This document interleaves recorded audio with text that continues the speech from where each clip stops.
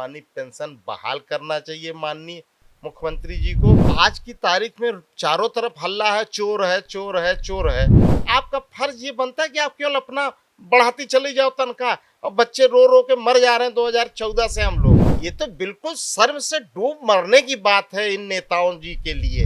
तो कौन सा पाप की थी कि उसको सरकारी नौकरी नहीं मिल रही है? ये तो उस तरह से हुआ जैसे हमारा घाव है उसके ऊपर नींबू निचोड़ रहे हैं। अरे आप तो साहब वो हो जो 2000 की नोट खुद चलाए और फिर 7 महीने में वापस ले लिया। ये बिल्कुल गलत है। किसी भी कंपनी में निजीकरण नहीं होना चाहिए, नहीं होना चाहिए, नहीं होना। उत्तर प्रदेश हो या फिर अन्य कोई राज्य हो, हर जगह पर यही देखने को मिलता है कि जो विधायक और मंत्री हैं उनके वेतन में, उनकी पेंशनों में लगातार बढ़ोतरी होती जा रही है, लेकिन जो कर्मचारी हैं, जो शिक्षक हैं, वो लंबे समय से एक चीज की मांग कर रहे हैं कि पुरानी पेंशन को जल्द से जल्द बहाल किया जाए। लेकिन सरकार इस जगह पर नए नए शिगुफे लेकर आ जाती है, जिसमें देखने को मिलता है कभी एनपीएस तो कभी यूपीएस, यहाँ तक कि सरकार बार बार संशोधन की भी बात करती हुई नजर आती है। लेकिन कर्मचारियों ने साफ तौर पर यह बात कह दी कि उन्हें सिर्फ और सिर्फ पुरानी पेंशन ही चाहिए, जिसके लिए संघर्ष लगातार जारी है। जैसा कि आपने देखा लगातार कार्यक्रम हो रहे हैं और एक बड़ा कार्यक्रम दिल्ली में भी आयोजित होने वाला है। हाल फिलहाल में गुजरात में भी एक कार्यक्रम हुआ है। तो आज इस विषय पर हमारे साथ बातचीत करने के लिए राजकीय नर्सेज संघ के महामंत्री अशोक कुमार जी से बातचीत करेंगे और जानेंगे कि आखिर अब आगे की किस तरह की रणनीतियां होने वाली है, आगे कौन कौन से कार्यक्रम आपको देखने को मिलेंगे और आखिर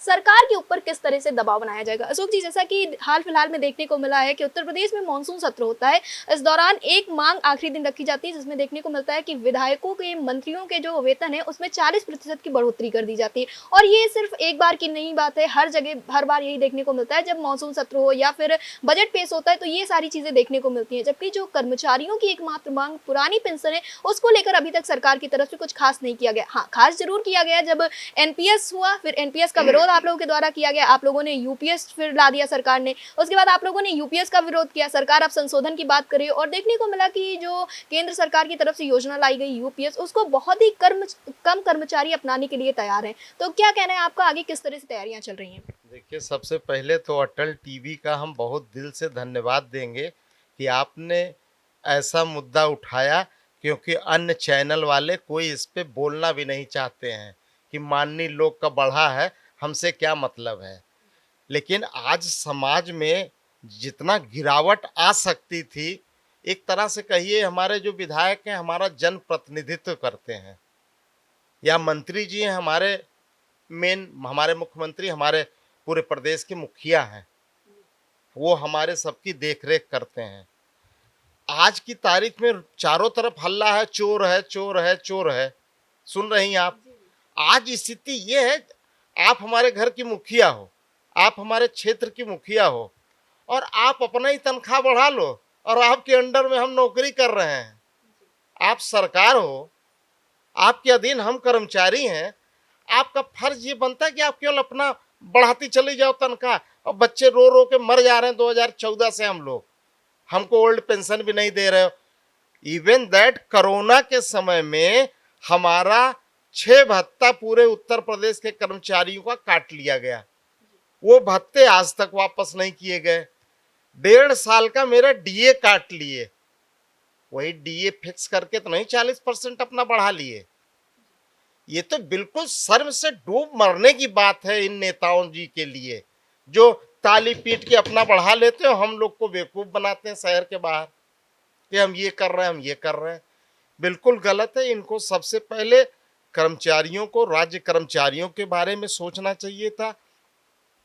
जिस तरह से समाज में एक तरफ माननीय प्रधानमंत्री जी महिलाओं के लिए कहते हैं बेटी पढ़ाओ बेटी बचाओ, क्या करेगी बेटी पढ़ के? ये देखिए, ये सिस्टर बैठी हैं, इनकी तनख्वाह 75,000 कम से कम होगी, केजीएमसी में नर्सिंग ऑफिसर हैं। ये एक सिस्टर बैठी हैं, ये चिकित्सा स्वास्थ्य विभाग में डेली बेसिस पे काम करती हैं। आ जाओ, डेली बेसिस पे काम करती हैं। इनकी तनख्वाह 18,000 है, दोनों जने बीएससी नर्सिंग हैं। तो कौन सा पाप की थी कि उसको सरकारी नौकरी नहीं मिल रही है? तो इस तरह से ये बिल्कुल गलत है, जिसकी इतना ज्यादा से ज्यादा निंदा हम करते हैं कि भगवान कभी न्याय दो सरकार, हम कर्मचारियों को, हमारे अधिकारियों को उत्तर प्रदेश में, कि इस तरह का गंदा काम क्यों ये माननीय लोग करते हैं। ये तो उस तरह से हुआ जैसे हमारा घाव है उसके ऊपर नींबू निचोड़ रहे हैं। हम ओपीएस ओपीएस चिल्ला रहे हैं, आप हमें न कुछ दे के हमारा और गलता उल्टा पुल्टा कर दिया। आप यूपीएस करके उल्टा पुल्टा स्कीम उसको कहते हैं लोग, वो और मेरा नाश कर दिए जो था। क्योंकि यही पूरे जब से सरकार में आए हैं तब से माननीय प्रधानमंत्री जी, माननीय वित्त मंत्री जी या मुख्यमंत्री जी या यहाँ के वित्त मंत्री जी, सब लोग कहते थे कि एनपीएस बहुत अच्छा है, इसमें कोई बदलाव नहीं होगा। क्यों भैया खराब हो गया?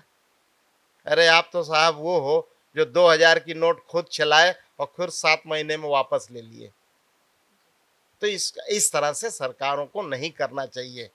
चलो ठीक है, हम कर्मचारी, हम कुछ नहीं कर सकते। मेरे पास जो अधिकार है, वक्त होगा, समय होगा, सब जवाब ऊपर वाला सबका देता है। बिल्कुल ये गलत है, इनको 40% अपना नहीं बढ़ाना चाहिए था। पहले हम लोग जो कोरोना के समय में काम किए थे, हम लोग का 1.5 साल का डीए देना चाहिए, हमारे जो अलाउंसेस रोके उसको देना चाहिए और पूरे प्रदेश के कर्मचारियों को छत्तीसगढ़, राजस्थान, हिमाचल प्रदेश, झारखंड की तरह पुरानी पेंशन बहाल करना चाहिए माननीय मुख्यमंत्री जी को। तब विचार करते तो 40% बढ़ाते तो हम लोग को भी ताली बजाने में मजा आता कि माननीय लोगों का 40% बढ़ गया। अशोक जी, आज एक नया मामला निकलकर सामने आया जिसमें देखने को मिला कि आज़ाद समाज पार्टी के जो एक बड़े नेता हैं चंद्रशेखर आज़ाद, उन्होंने एक बाकायदा पोस्ट डाला है और उन्होंने कहा भी है इस बात को कि एक दो कर्मचारी होते हैं, एक कर्मचारी 8 घंटे काम करके 50,000 पा रहा है, वहीं दूसरा कर्मचारी 8 से 12 घंटे काम कर कर एक ही पोस्ट पे वो महज 8,000 रुपये पा रहा है। और जो सरकार इस वक्त पर समानता की बात कर रही है, कर्मचारियों को अपना परिवार बताती हुई नजर आ रही है, आज वो समान कार्य, समान वेतन और समान सम्मान क्यों नहीं दे पा रही है, ये सबसे बड़ा सवाल बना हुआ है। आपने अभी बताया कि मैडम है उनका इस तरह से सैलरी में डिफरेंस देखने को मिल रहा है, लेकिन आप ही लोगों के द्वारा लगातार आवाज उठाई गई, लेकिन सरकार ने तो कुछ नहीं किया। देखिए, सरकार जो ये निजीकरण लाई है, ये हमारे समाज को खोखला कर देगा।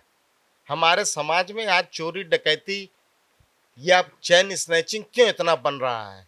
उसका सबसे मेन कारण है कि शिक्षा नहीं है और शिक्षित होके जो जा रहा है उसको रोजगार नहीं है। तो जब रोजगार नहीं है तो क्या मतलब पढ़ने का है?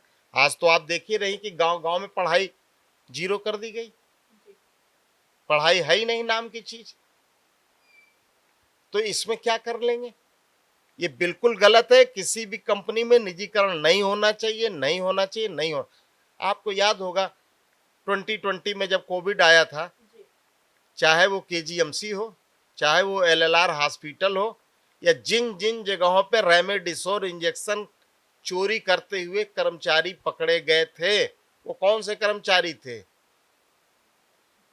संविदा के थे, कॉन्ट्रैक्ट बेसिस पे थे। क्यों थे? क्योंकि आप भी वही कोर्स किए हो, हम भी वही कोर्स किए हैं। आपको 75,000 मिल रहा है तो हमको 20,000 मिल रहा है, लेकिन पढ़ाई तो मेरी ही है। माननीय सर्वोच्च न्यायालय का आदेश है, समान कार्य का समान वेतन मिलना चाहिए। ये हमारे जो कैडर या किसी भी कैडर में जो ये सरकार ला के खड़ा कर दी है निजीकरण, बिल्कुल गलत है। आज तो और बुरा हाल कर दिया है। सरकार ने तो सारे जिला अस्पताल खत्म कर दिए लगभग और सबको पीपीपी मॉडल पे कर दिया है। आज कितना बड़ा धक्का लगा होगा, झटका, जो किसी बच्चे का बाप या माँ होगा, जो झोले में बाप लेके तुरंत पैदा हुआ मरा बच्चा लखीमपुर खीरी जिलाधिकारी के कार्यालय में चला गया। डूब के मर जाना चाहिए ऐसे हादसे में, जो भी इसके जिम्मेदार हो। आपको बात कर रहे हैं, मेरे रूह खड़े हो गए हैं। इतना नीचता प्रकाष्ठा पार कर चुके हैं और उसमें इनको 40% वेतन दिखता है बढ़ाना अपना। नीचता की सीमा पार हो गई है। अशोक जी, एक चीज़ और देखने को मिली थी, राष्ट्रीय अध्यक्ष विजय कुमार बंधु के साथ-साथ आप भी गुजरात पहुँचे हुए थे और जैसा कि बहुत सारे कार्यक्रम अब आने वाले हैं। एक कार्यक्रम 5 सितंबर को देखने को मिल रहा है, दूसरा 2 अक्टूबर को देखने को मिल रहा है, उसके बाद फिर 25 नवंबर को भी एक कार्यक्रम देखने को मिल रहा है, जो कि एक बड़ा कार्यक्रम साबित होगा, दिल्ली में होने वाला है। और इस बार ये अटकलें लगाई जा रही हैं कि ये जो कार्यक्रम होने वाला है, ये किसी प्रदेश का नहीं, किसी देश का नहीं, बल्कि विश्व का एक सबसे बड़ा कार्यक्रम होने वाला है। तो ज़रूर कुछ ना कुछ खास बात होने वाली है। तो आप लोग जो गुजरात पहुँचे हुए थे, इस बीच में क्या कुछ तैयारियाँ हो रही हैं, क्या कुछ रणनीतियां बनाई गई, किन सारी चीजों पे चर्चा की गई और 25 नवंबर को क्या खास देखने को मिलेगा? जब हम गुजरात इसलिए हम लोग गए थे, एक तो गुजरात को हम लोग ये मानते हैं कि जिस तरह से हम आंदोलन कर रहे थे, किसी समय देश आज़ाद करने के लिए पूजनीय माननीय महात्मा गांधी जी की जन्मस्थली वहीं से शुरुआत किए, और हमारे लौह पुरुष सरदार वल्लभ भाई पटेल जिन्होंने अंग्रेजों से मोर्चा लिया। उस नाते हम लोग उस कर्म भूमि को सोच रहे थे मन में, तब तक गुजरात कर्मचारियों की संकलन समिति का आयोजन हो गया। उन लोगों को पता नहीं कैसे भगवान ने कहा कि अशोक को और विजय बंधु जी को बुलाओ, तो हम लोग को बुलाया गया अर्जेंट। विद इन 3 डेज सब प्रोग्राम बना, और उन लोग का पहले से कार्यक्रम था। बुलाए गए, हम लोग गए गुजरात में। सभी यूनियन, संगठन, एसोसिएशन, परिसंघ, महासंघ सब के अध्यक्ष मंत्री थे, लगभग 450-500 लोग। हम लोगों के लिए अंबेडकर हॉल एक सभागार है सेक्टर 12 में गांधीनगर में, वो हमको दिया गया था कि इसमें कार्यक्रम होगा आपका। लेकिन जैसे आज कार्यक्रम होना है रात में 10 बजे, विजय बंधु जी का नाम गया तो वह स्थगित कर दिया गया। भाग दौड़ के जल्दीबाजी से लोग सोच विचार के, एक विश्वकर्मा भवन था वहीं पे मंदिर के पास विश्वकर्मा जी का, 200 मीटर दूर पे ही, वहाँ भाग दौड़ के किसी तरह से कार्यक्रम किया। खैर हम लोग तो सड़क पे और सब जगह बैठ के आंदोलन करते हैं, तो वो हमारा आंदोलन वहाँ पे शुरुआत, कल आंदोलन का बिगुल वहाँ से बचा है कि हम लोगों ने कहा कि वहाँ से ज़्यादा लोग अहमदाबाद, गुजरात से पूरे वहाँ पहुँचेंगे। और 25 नवंबर से पहले जो आप 5 सितंबर की बात कर रहे हो, उस दिन जिस दिन शिक्षक दिवस होता है, उस दिन शिक्षक तो भूख हड़ताल पे बैठेंगे ही। शिक्षक दिवस के दिन अपने अपने संस्थानों में हमारे कर्मचारी भाई भी उस दिन शिक्षकों को साथ देने और पुरानी पेंशन बहाल करने, निजीकरण खत्म करने के लिए 5 को हम लोग बैठेंगे। 2 अक्टूबर को हम लोग का दूसरा कार्यक्रम है जो ट्विटर वाला हैशटैग है वो है, और 25 नवंबर को हम लोग दिल्ली में जा रहे हैं और वहाँ पे एक दिन का आंदोलन हम लोग करेंगे। अभी तो हम यही कहेंगे कि रामलीला मैदान में ही जाएंगे, लेकिन अब उस समय संसद भी चलेगी। अब हम लोग को जब गुजरात में नहीं दिया गया हाल, तो आगे देखिए क्या लड़ाई होती है। लड़ेंगे हम लोग, लड़ने के अलावा कुछ बचा नहीं है।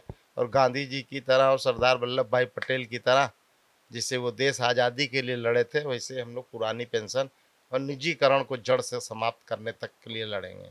जी, आपने बिल्कुल ठीक कहा। मेरा आपसे अंतिम सवाल ये है कि सरकार की तरफ से जब बजट सत्र चल रहा था फरवरी में, तो उस दौरान मुख्यमंत्री योगी आदित्यनाथ की तरफ से एक बड़ा फैसला लिया जाता है, जिसमें ये बात कह दी जाती है कि जो आउटसोर्सिंग और संविदा के कर्मचारी हैं, उनके लिए नियमावली बनाई जाएगी, जिसके बाद कर्मचारियों में और ज़्यादा नाराज़गी देखने को मिलती है, क्योंकि एक बार निगम बनने की बात होती है, कमेटी बनती है, उसके बाद उन सारी चीज़ों को एक ठंडे बस्ते में डाल दिया जाता है और एक बार फिर से अब नियमावली बनाई जाने की बात करिए। लेकिन एक हिसाब से देखा जाए, नियमावली बनेगी तब भी ठेकेदारों के ही हाथों में सब कुछ होगा, एनजीओ और कॉन्ट्रैक्ट बेसिस पे ही सब कुछ होने वाला है। तो आखिर नियमावली का फायदा क्या होने वाला है?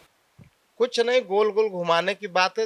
जैसे सिंगल विंडो सिस्टम वाला काम है, इस सरकार में सब काम सिंगल विंडो सिस्टम हो गया है। वो नहीं चाहते कि इसमें 1 2 3 लोग हो तो 3 लोग आओ, डायरेक्ट हम ही क्यों नहीं खाएं।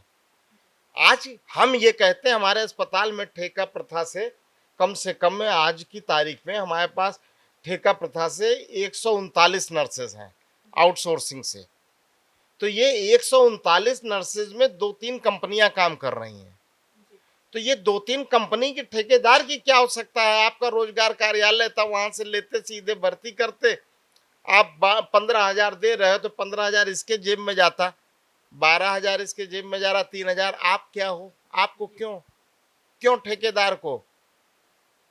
तो यही प्रथा गलत है, इसका हम लोग टोटल विरोध करते हैं कि ये नहीं होना चाहिए था।